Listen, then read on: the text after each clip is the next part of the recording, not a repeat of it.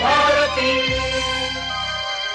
सखी सहेली। सभी सखियों और श्रोताओं को और प्यारी बुआ आपको मंजरी वर्मा का प्यार भरा नमस्कार। नमस्कार नमस्कार।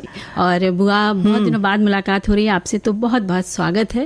भाई बहुत दिनों बाद इसीलिए हो रही है ना कि मालूम था तुम इसीलिए डबल ट्रिपल या दुगना चौगुना बहुत बहुत बहुत बहुत लगा कर स्वागत करोगी। इसीलिए हमने कहा थोड़ा लंबा सा वो ले लिया जाए विराम तुम्हारे साथ। तो देखो ज्यादा मजा आता है ना, फिर उसके बाद ऐसे ही होता है। बिल्कुल, फिर तुम लोग एकदम भर भर के प्यार देती हो। वैसे तो प्यार करते हो लेकिन और भी मिल जाता है। बहुत दिनों बाद जब भी कोई मिलता है तो दिल बहुत खुश हो जाता है और लगता है कि उसका बहुत दिल से स्वागत किया जाए, है ना। तो स्वागत के साथ आज के विषय बता दिए जाए बुआ। बिल्कुल बताओ। तो आज के विषय में हम बात करेंगे वर्षा के जल का संचय, इस बारे में बात करेंगे।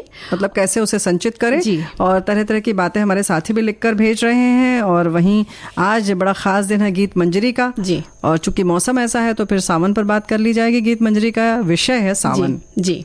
और चिलगोजा के फायदे के बारे में हम बात करेंगे।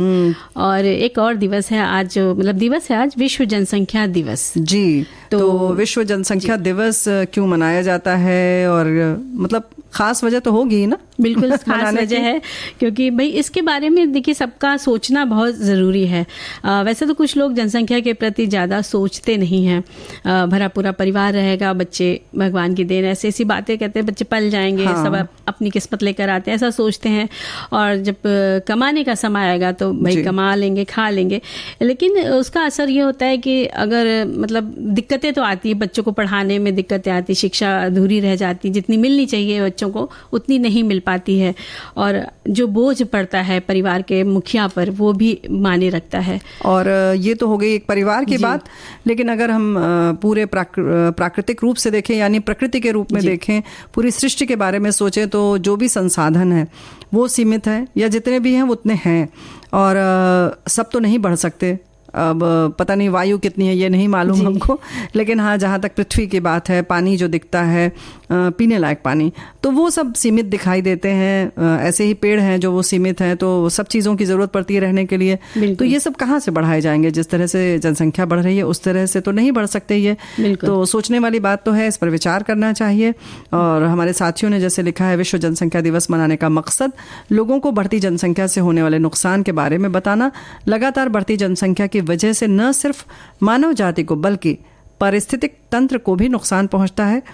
इस बार विश्व जनसंख्या दिवस की थीम इन्होंने बताया है कि imagine a world where everyone, all 8 billion of us has a future bursting with promise and potential. जी। तो वैसे इस समय की थीम जो हम लोगों ने देखी वो तो भाई ऐसा है कि theme of world population day है। ये है ना, इसमें ये है कि हाँ लैंगिक समानता की शक्ति को, हाँ क्या बता रही थी? यही जो आप थीम पढ़ रही थी यही है कि लैंगिक समानता की शक्ति को उजागर करना, हमारी दुनिया की अनंत संभावनाओं को अनलॉक करने के लिए महिलाओं और लड़कियों की आवाज़ को ऊपर उठाना। विश्व जनसंख्या दिवस 2030 का उद्देश्य महिलाओं को सशक्त बनाने की परिवर्तनकारी शक्ति को पहचानना है। हाँ तो मतलब जैसे आमतौर पर मंजरी बेटी हम लोग सोचते हैं ना कि जनसंख्या सीमित रखी जाए, बस ये सोचना है। ऐसा नहीं है। 11 जुलाई को मनाया जाने वाला जो दिन है इसमें जो है कि इसका उद्देश्य यही है ना कि लोग जागरूक रहें, जनसंख्या संबंधित जो भी और भी समस्याएं हैं उसके बारे में भी चेतें। उनकी चेतना जागृत हो। 1989 में संयुक्त राष्ट्र विकास कार्यक्रम की गवर्निंग काउंसिलिंग द्वारा स्थापित इसीलिए किया गया कि सिर्फ जनसंख्या के बारे में नहीं बल्कि जो भी उससे जुड़े हुए मुद्दे हैं, जैसे कि मातृ स्वास्थ्य है, यानी कि जन्म देते समय माँ का जो स्वास्थ्य है या उसकी जो मृत्यु दर होती है वो, या परिवार नियोजन, अब तो बल्कि परिवार जो है उसके नियोजन के संग संग परिवार कल्याण की बात की जाती है कि समग्र परिवार का कल्याण कैसे हो, विकास कैसे हो। लिंग समानता है, लैंगिक समानता की जैसे बात है, बेटे बेटी में फर्क न किया जाए, बच्चे के स्वास्थ्य के बारे में, गरीबी और मानव अधिकारों के महत्व के बारे में जाना जाए, समझा जाए। इन सब विषयों को इसमें समाहित किया जाता है ना। बिल्कुल समाहित किया जाता है। और हमारे श्रोता लिखते हैं एक संदेश में कि विश्व की आबादी पिछले साल 8 अरब हो गई। भारत भी आबादी के लिहाज से प्रथम स्थान स्थान पर आ गया है। हमारे देश में 24 करोड़ की आबादी के साथ उत्तर प्रदेश बड़ा राज्य है और 67 लाख की आबादी के साथ सिक्किम सबसे छोटा राज्य है। इतनी बड़ी आबादी के बावजूद हमारे कुछ लक्ष्य हैं। 2030 तक पूरे देश को साक्षर बनाने का और अत्यधिक गरीबी खत्म करने का लक्ष्य है। हमारे सामने कुछ चुनौतियां भी हैं। भारत में विश्व आबादी का 18% हिस्सा है, लेकिन यहाँ जल संसाधन 4% है। दुनिया के सबसे ज्यादा प्रदूषित 20 शहरों में से 14 शहर भारत के हैं। ऐसा संदेश। हाँ, ये सारी चीजें हैं। ऐसे ही जानकारी हमारे एक साथी ने भी लिखी है कि इसका उद्देश्य जनसंख्या संबंधित समस्याओं जैसे कि सारी चीज़ें उन्होंने लिखी हैं जो अभी हमने बात की। और वही ये भी कह रहे हैं कि परिवार नियोजन जो है इसमेमें गर्व की बात नहीं है अगर हम किसी क्रम में आ गए हैं ऊपर। तो परिवार नियोजन के प्रति लोगों में जागरूकता बढ़ाने वाले संदेश के साथ साल 1967 में इन्होंने फिल्म के बारे में बात कहा है। परिवार बनी थी फिल्म जो सरकार द्वारा टैक्स फ्री भी की गई थी। छोटे छोटे कई गाँव में मूवेबल प्रोजेक्टर द्वारा मुफ्त दिखाई जाती थी। इसके बाद साल 1970 में बनी फिल्म यादगार, जिसमें मनोज कुमार पर फिल्माए एक गीत में फैशन और दूसरी कई समस्याओं पर कटाक्ष करते हुए बढ़ रही जनसंख्या के प्रति लोगों में जागरूकता बढ़ाने के लिए छोटा सा प्रयास भी किया गया था। वही एक तारा बोले टुन टुन टुन क्या कहे ये तुमसे सुन सुन सुन। तो वही ये कह रहे हैं कि कुछ ऐसे भी लोग होते हैं जो अपनी गलती पे रोते हैं, अपना तो पेट नहीं भरता, बस 10 बच्चे होते हैं तो फिर उनके बारे में एक तारा बोले तुन तुन तुन। तो इन्होंने वाकई बड़े अच्छे ढंग से लिखा है। वाकई बड़ी अच्छी बात है। बहुत बहुत धन्यवाद। यानी बुआ, जनसंख्या जो बढ़ रही है इसके बारे में सब लोग सोचे समझे। और छोटा परिवार सुखी परिवार कहा गया है।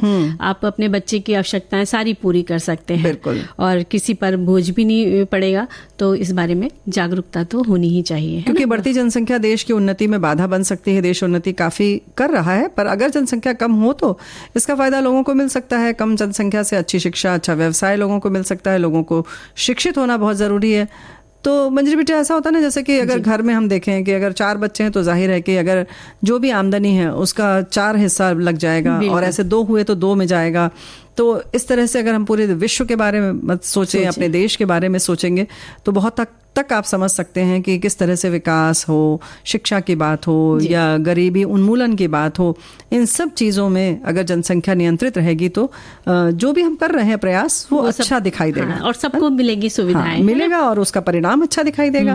और हमारी बातचीत के बाद का जो परिणाम होता है गानों से और बढ़ जाता है। बिल्कुल। तो बुआ देखिए ना, जब ठंडी हवा चलती है और खासकर जब वर्षा का जो मौसम होता है उस समय जब हवा चलती है तो बड़ी मतलब एकदम मजा आ जाता है। वर्षा के मौसम में तो चलती ही है, उसी समय ही चलती है। और तभी हम इंतजार भी तो करते हैं गर्मी के दिनों में कैसे बारिश हो तब ठंडी ठंडी हवा का मजा लिया जाए। लेकिन उस समय मजे तो हम लेते हैं, लेकिन क्या हम पानी जो है बह रहा है, इतना ऊपर से शुद्ध जल गिर रहा है, उसका हम क्या करते हैं ये कभी सोचा है? हमारे साथी जैसे लिख रहे हैं कि शहरी क्षेत्रों में लगातार बढ़ते शहरीकरण और औद्योगिकरण के कारण जल आपूर्ति की मांग बढ़ रही है। इसका कारण अत्यधिक भूमिगत जल का इस्तेमाल है, जिससे ये नीचे की ओर जा रहा है। अगर तुरंत कुछ प्रभावशाली कदम नहीं उठाए गए तो भविष्य में पानी की कमी का खतरा बड़े पैमाने पर बढ़ेगा और ये जीवन के लिए भी खतरा साबित होगा। जल संचयन बहुत ही मददगार है, विभिन्न जरूरतों को पूरा करता है, जैसे भूमि जल स्तर का पुनर्भरण, जल आपूर्ति में खर्च होने वाली बिजली के बिल को घटाएगा और किसी भी समय जल आपूर्ति उपलब्ध कराएगा जब भी इसकी जरूरत हो। बिल्कुल। और भाई वर्षा के जल का संचय बहुत सारी तकनीकी होती है, उनके द्वारा किया जाता है कि जब आगे चलकर पानी की जरूरत हो तो वहां से पानी भेजा जा सके। और जिस जगह पानी पाइपलाइनों के माध्यम से भेजना होता है, पानी को फिल्टर करके पीने लायक बनाकर ही भेजा जाता है जी। और बारिश के पानी को प्राकृतिक जलाशयों या कृत्रिम टैंकों में इकट्ठा करके रखा जाता है। और हमारे एक श्रोता लिखते हैं कि वर्षा जल संचय आज भी हम छत का पानी जमा करके इस्तेमाल करते हैं, क्योंकि हमारी बस्ती में पानी नहीं आता। नल का बराबर दो टैंकर, इतनी टंकी बांध रखी है हमने, और कई लोगों ने फिर उसमें ब्लीचिंग पाउडर डाल देते हैं, फिर कपड़े वगैरह बर्तन धोने वगैरह के काम आता है, इस्तेमाल करते हैं। तो इस तरह की बात उन्होंने लिख कर भेजी। वाकई में बारिश का जो पानी होता है तो उसको अपने घर में जो भी चीज़ें हैं आपके पास है, बाल्टी हो चाहे ड्रम हो आप उसमें इकट्ठा कर सकते हैं। हाँ, तो बाल्टी आदि में इकट्ठा करने के लिए अगर आपको छानना बाद में नहीं है तो उसमें ही कपड़ा बांध दीजिए और उसके बीच में कोई भारी चीज रख दीजिए, तो उसमें एक गड्ढा सा बन जाएगा, तो वो बीच में फिल्टर होकर अपने आप जाएगा। तो किसी चौड़े मुंह के बर्तन को आप ऊपर रख दीजिए, देखिए कितना पानी भर जाता है। बिल्कुल। और बात हम लोग की चल रही थी बुआ कि वर्षा के जल के संचय के बारे में। संचयन की क्या बात है, ये बात बिल्कुल सही है और बहुत अच्छी अच्छी बातें हमारे साथियों ने भी लिखकर भेजी है। कुछ लोग तो देखो सिर्फ बात नहीं करते हैं, कर भी रहे हैं। बिल्कुल। जैसे कि हमारे साथी ने लिखा है कि हमारे घर में घर की छत का पानी 10x10 हमें लगता है 10x10 का एक गहरा गड्ढा करके जमीन में उतारा है, जिससे हमारे बोरवेल में गर्मी में भी पानी लबालब रहता है और यही तरीका सरकारी बोरवेल में भी है। महादेव की कृपा से भीषण गर्मी में भी कभी पानी की कमी नहीं हुई। तो इस तरह से वर्षा का जल संचयन कर रहे हैं ये लोग। तो वर्षा का जल संचय और बड़ा आसान है, किया भी जा सकता है, थोड़ा सोचने की जरूरत है। बिल्कुल सोचने की जरूरत है। और जैसा कि हम सभी जानते हैं कि पानी का संकट मंडराता रहता है, पेयजल की कमी निरंतर बढ़ती जा रही है, पृथ्वी के जल स्तर में भी गिरावट आती जा रही है और ऐसे में वर्षा का जो जल है ना बुआ एक वरदान की तरह है, जो कि प्राकृतिक के रूप से नदियों, तालाब, पोखर, झीलों, सागर, झरनों द्वारा इन सब में समाता रहता है। और लेकिन उसके बाद भी भविष्य के लिए वर्षा के जल का संचय करना हमें फायदा ही पहुंचाता है कि जब बारिश होती है तो इन सब जगहों पे पानी जमा हो जाता है। तो भाई देखो ऐसा है ना कि जैसे ये इन्होंने बताया सामान्य तरीके से कि किस तरह से इन्होंने एक टैंक बना लिया है, उसमें पानी चला जाता है। कुछ इसी तरह से हार्वेस्टिंग जो होती है, रेन वाटर हार्वेस्टिंग है, छत से में इस तरीके की व्यवस्था की जाती है। उसके पहले छत को साफ कर दिया जाता है, फिर उस नाली के माध्यम से नीचे वो गड्ढे में जाता है और फिर फिल्टर होके घर में पूरा सप्लाई होता है। तो ये एक विधि है, इसकी जानकारी हमें रखनी चाहिए और उसके संग संग उसको प्रयोग में लाना चाहिए। जैसे कि हम लोग सोलर पैनल लगाते हैं बिजली के लिए, वैसे ही पानी की व्यवस्था भी रखें तो क्या बुरा है। बिल्कुल, क्योंकि पानी तो भाई उसकी भी मात्रा सीमित ही है। बिल्कुल, तो हम बूंद बूंद पानी बचाएंगे। और वैसे भी मतलब ये तो मिल रहा है ना मुफ्त में, और एक तरीके से ये डिस्टिल्ड वाटर है, आसुत जल जिसे कहते हैं। तो अगर आपने जैसे अभी तुमने जैसे बताया कि बाल्टी में या कुछ टैंकर हम रख दें या चौड़े मुंह का बर्तन रख दें, और बल्कि टब आदि हो जैसे जिसका मुंह चौड़ा हो, तो ज्यादा पानी हो जाएगा, फिर आप बोतलों में भर लीजिए। तो जहां पर वो होता है ना इन्वर्टर लगता है, तो वो जो बैटरी में पानी डाला जाता है उसमें आप ये जल डाल सकते हैं। बिल्कुल। तो जो हम खरीद के लाते हैं, अब आप सोचिए सीधे सीधे आपके पैसे की बचत है। बिल्कुल। पीने के लिए पौधों में पानी डालिए, पशुओं के लिए रखिए, सिंचाई में इस्तेमाल कीजिए, और भी चीजों की जरूरत है तो आप उसमें इस्तेमाल कर सकते हैं। बिल्कुल। और जो बारिश का पानी होता है उससे फसलों की सिंचाई हुई है ना, और पशुओं के पानी पीने की जो उपलब्धता हो जाती है उसको घर में इकट्ठा करते हैं और बिजली बनाई जाती है उस पानी से। जब एक जगह इकट्ठा किया जाता है तो अनेक जो व्यवसायों में क्या होता है, जल की कमी को पूरा जल संचय ही करता है। कारखाने वगैरह होते हैं जहाँ पे जरूरत है, तो अगर इन बारिश के पानी को अगर हम स्टोर करके रखते हैं, अगर वो हमारा पानी वहाँ सप्लाई होता है तो स्वच्छ पानी जो हमारे पाइपलाइन द्वारा आता है उसकी भी बचत हो जाती है। बिल्कुल सही बात है। और जैसा कि अभी बात करी थी कि घर की छतों पर या कार्यालय की छतों पर, बिल्डिंग के पास टैंक बनाने की बात करी गई है, तो इससे करने से बहुत सारा पानी हम उपयोग में ला सकते हैं। बिल्कुल सही बात है। और पेड़ पौधों के लिए तो बिल्कुल कह सकते हैं ना कि उनके लिए जीवन है ये, क्योंकि और खुद पीने के लिए भी बहुत अच्छा ये पानी होता है। आवश्यक सूक्ष्म और अति सूक्ष्म पोषक तत्व इसमें होते हैं, जैसे sodium, potassium, magnesium, calcium, chloride, bicarbonate होता है, सल्फेट आयन होता है, नाइट्रेट, अमोनिया, ऐसे तत्व होते हैं जो हमें भी लाभ पहुंचाते हैं और पौधों को भी लाभ पहुंचाते हैं। तो इंडोर प्लांट में इसे डालें। और वैसे भी मतलब बारिश अगर हो रही है तो पौधों को बारिश में रख दीजिए, तो आपको अलग से पानी नहीं डालना पड़ेगा और पौधे भी खुश हो जाएंगे और आपका पानी मतलब काम भी थोड़ा सा हल्का हो जाएगा। हाँ। और लेकिन उसके बाद बुआ उनको हटाना भी ध्यान रखना है कि भाई ज्यादा देर उनको नहीं रखना है, तो थोड़ा हटा भी सकते हैं। इतना तो हमारे बहनें जानती ही है। बहा न दे उसको, बस, है ना। और इसी के साथ एक गीत सुन लेते हैं बुआ। हाँ, लेकिन एक बात और है कि हमारे एक साथी ने ये भी लिखा कि वर्षा के जल को सरकार ने सहेजने की मुहिम चला रखी है, लेकिन अगर इस पानी को आप साल भर रखें तो खराब नहीं होता और पेट की बीमारी में फायदेमंद होता है। तो ये वाकई बड़े काम की चीज आप लोग बता रहे हैं। इन्होंने ये भी लिखा है कि बोरिंग और मोटर पंप की सुविधा होने से वैसी किल्लत लोगों को नहीं होती, पर हमने बचपन में देखा है छत और छप्पर से गिरते पानी को लोग बाल्टियों में, ड्रम में संचय करते थे और उससे कपड़े धोए जाते थे। क्या बात तो है। भाई इस तरीके की थोड़ा सा प्रयास हम कर सकते हैं और कहीं ना कहीं प्रकृति में जो है उसको सहयोग कर सकते हैं और कहीं ना कहीं अपना भविष्य सुरक्षित कर सकते हैं। बिल्कुल सही बात है। आने वाली पीढ़ी के लिए हम पानी स्टोर कर सकते हैं इस तरह से। अब हम लोग बात करेंगे चिलगोजा के फायदे के। तो देखिए हमारे संदेश में लिख रहे हैं कि ये लेकिन इनको हंसी आ रही है कि लोगों के कमेंट से पता चल रहा है कि ये क्या होता है। क्या देश की जनसंख्या इसका कारण नहीं? हमें इसी बात पर अफसोस हो रहा है कि ये एक ऐसा ड्राई फ्रूट है जो अफगानिस्तान में अधिक पैदा होता है, ये उत्तरी कश्मीर में भी होता है, लेकिन ये बाहर से ज़्यादा आयात किया जाता है। महंगा होने से आम आदमी की पहुंच से बाहर है। दवा के रूप में डायबिटीज़ के लोग इसे इस्तेमाल करते हैं। और वैसे एक बात और है कि हमारे एक साथी, बहुत सारे लोग ने नहीं देखा है, और हो सकता है कि मतलब और आज के बच्चों ने और ना देखा हो। वैसे हमारे एक और साथी भी लिख रहे हैं, इनकी उम्र हो सकता है कम हो, चिलगोजा ना देखा ना कभी खाया है, आप से इसकी विशेषता जानेंगे। और ये भी लिखा हमारे एक साथी ने कि चिलगोजा में बहुत सारे विटामिन, कैल्शियम आदि के गुण होते हैं, इसलिए बढ़ती उम्र में नियमित से अगर 4-5 खा लिया जाए तो उस समय की बढ़ती स्वास्थ्य समस्याओं को से छुटकारा पाया जा सकता है। पर ये अब तो इतना महंगा हो गया कि हर एक के बस की बात नहीं है। बिल्कुल। और जब देखिए जिसके बारे में नहीं पता है और पता चल रहा है तो बहुत अच्छी बात है बिल्कुल ना? तो देखिए चिलगोजा मेवे की श्रेणी में आता है, ये तो सबको पता है, जैसे बादाम, पिस्ता, ये काजू वगैरह होते हैं। और इसे अंग्रेजी में पाइन नट्स कहते हैं। इसका बॉटनिकल नाम है पाइनस जियार्डियाना है। आयुर्वेद के अनुसार चिलगोजा एक औषधि भी है, उसमें औषधि के रूप में प्रयोग किया जाता है। जी हाँ, बिल्कुल। और इसका पेड़ लगभग 24 मीटर लंबे होते हैं, काफ़ी ऊंचे होते हैं, 3 मीटर चौड़ा होता है, और इसका फल जो होता है करीब 2 से 2.5 सेंटीमीटर लंबा होता है, बल्कि 2.5 सेंटीमीटर होता है। चपटा भूरे रंग का होता है, इसके बीज छोटे बड़े होते हैं, इसके अंदर होते हैं, आप समझ लीजिए, लेकिन काफ़ी छोटे होते हैं और गहरे भूरे रंग का होता है। और जैसे हम लोग मूंगफली चटका के खाते हैं, तोड़ते हैं, वैसे ही इसके भी बीज खुलते हैं, अंदर सफ़ेद छोटी सी गिरी निकलती है, मीठी होती है।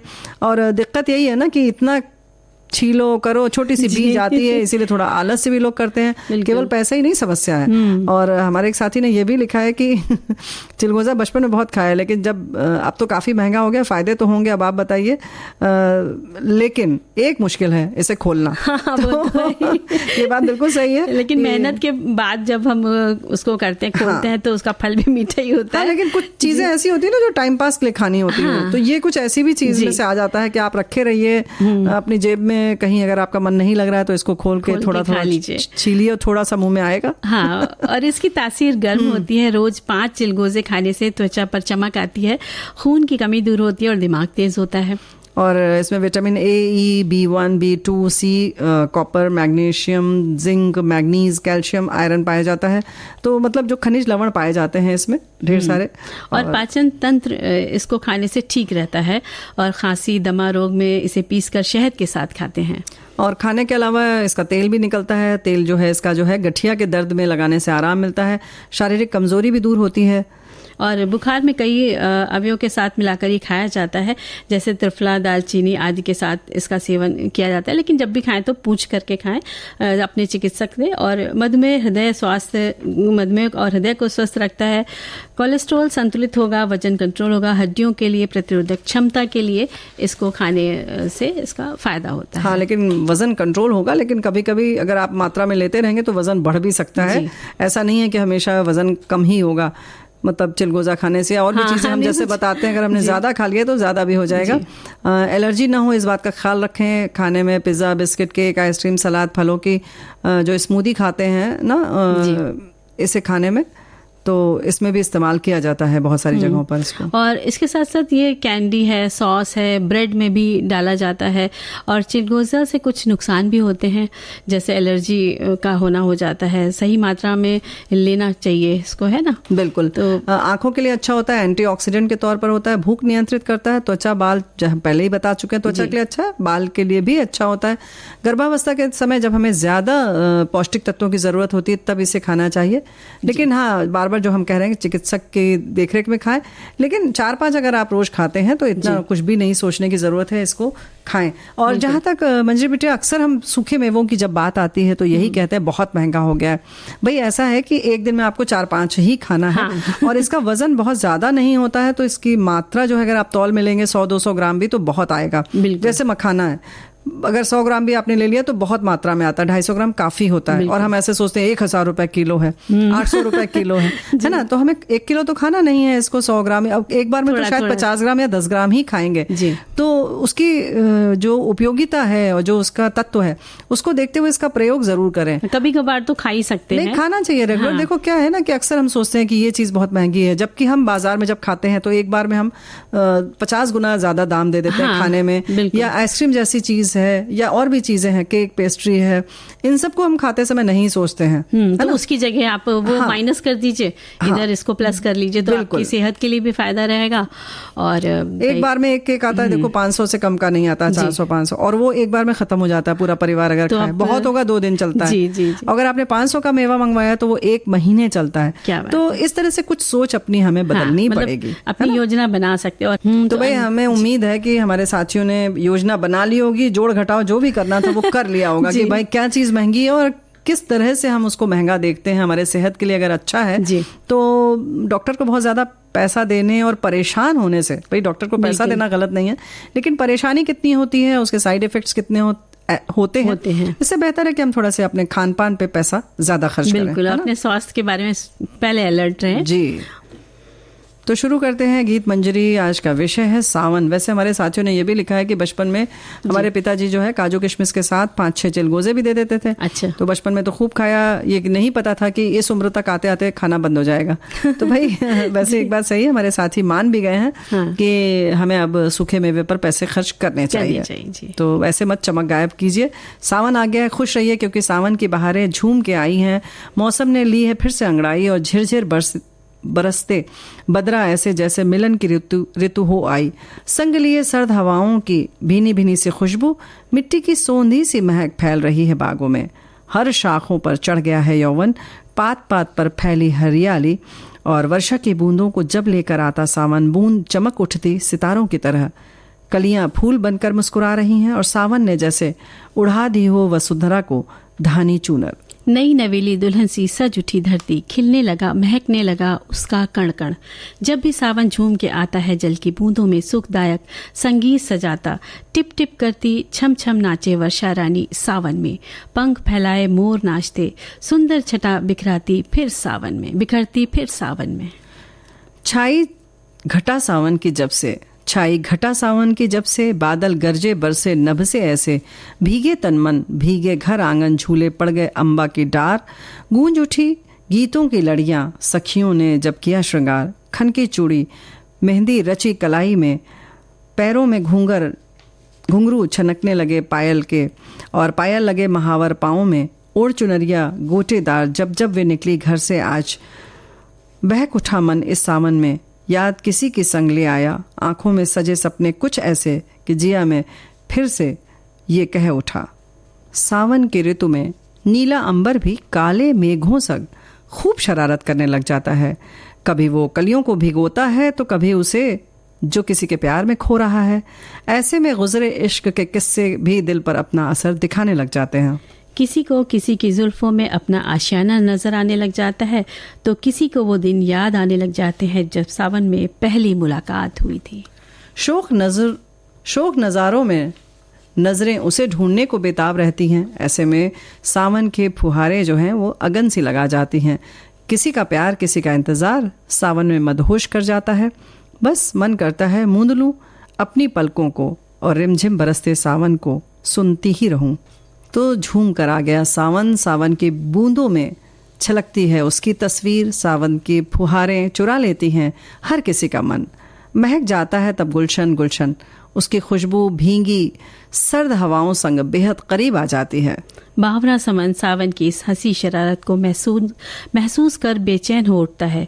चुपके से सावन बरस कर रातों को छेड़ जाता है, ना जाने कौन सी सरगम कि आंखों से नींद उड़ जाती है। सावन का हर अंदाज बड़ा लुभाता है। कितने सावन गुजर जाते हैं किसी की यादों में, और सावन की बारिश टिप टिप करती कानों में जल तरंग सी बज जा देता है। बदरा के छाते ही मिस्री से मीठी उसकी वो हंसी गूंज उठती है। इठलाता गुनगुनाता सावन अपने आंचल में समा लाता है अनगिनत रंग, और बिखेर देता है पृथ्वी पर, प्रकृति पर और उनके दिलों पर जिन पर प्रीत का रंग पहले से चढ़ा होता है। और फिर तो खुशी कुछ इस तरह से छलकती है। घनघोर घटाएं सावन की हर किसी के लिए वो कुछ न कुछ तो संदेश लेकर ही आती हैं। सुनी धरती खिल उठती है, सुनी आंखें चमक उठती हैं, नदियों में जल उल्लास की तरह भर उठता है, झरनों में बूंदों का सैलाब उमड़ पड़ता है, मचल उठती हैं सागर की लहरें जब जब सावन झूम के बरसता है। अमृत बन जीवन दे गया, भर गया मुरझाए वृक्षों में जान, नव ने सावन में जैसे खोल दी हो नीर की गठरी, मेहरबान है धरती पर आकाश इस तरह जैसे जन्मों के बिछड़े मीत मिले हों। पवन के हिंडोले पर सावन की बूंदें रुंझुन सी घुंघरुओं की सी बज उठती हैं। यही तो है सावन की बारिश का मनमोहक शोक अंदाज। ऐसे में भला किसका मन नहीं होगा कि वो नाच उठे, पुकार उठे, और कैसे शांत रह सकता है और पुकार उठे सावन पर झूलों को। तो सावन में बुआ जब झूले पड़ जाते हैं तो किसका मन नहीं होगा झूला झूलने का, बताइए। और डाले इसीलिए जाते हैं ना कि झूला झूला जाए। हाँ, आम केवल पर देखने के लिए तो है नहीं जी, आम के पेड़ पर झूला, नीम पर झूला, और झूले भी कई तरीके के डाले जाते हैं। पटरे वाले झूले होते हैं, कहीं पर रस्सी से ही झूलते हैं, और कहीं पर जहाँ पे मतलब खटोला भी डाला देखा है मैंने कि खटोला भी डाल देते हैं, तो उसमें बहुत सारे सब एक साथ बैठ के झूलते हैं। और बुआ जब वो पैंग देते हैं ना, मतलब पटरे पर इधर उधर दो लोग खड़े होते हैं, बीच में दो लोग बैठते हैं, जो पैंग दिया जाता है इधर से पैंग देते हैं, हाँ पैंग बोलते हैं ना, देते हैं, तो वो जब छू लेते हैं पत्ते इधर से जाके उधर, तो वो बड़ा मजा आता है। हाँ, ये बात तो है, बिल्कुल सही बात है। झूले से जुड़ जाती है, बहुत सारी यादें जुड़ जाती हैं कि बचपन में सब लोग कैसे झूला झूलते थे। बिल्कुल सही बात है। लेकिन बचपन की बात पे और भी हम लोगों ने जैसे आज बहुत सारे विषयों पर चर्चा की, हमारे साथियों ने बहुत अच्छे से साथ दिया, और इस कारण में बहुत सारे लोगों ने अपनी ये बातें बताई चिलगोजे के बारे में कि भाई चेहरा चमक उठता है, लेकिन वहीं चेहरा चमक भी जाता है, गायब हो जाती है चमक। जब उसका दाम सुनते हैं तो भाई ऐसा मत करिए।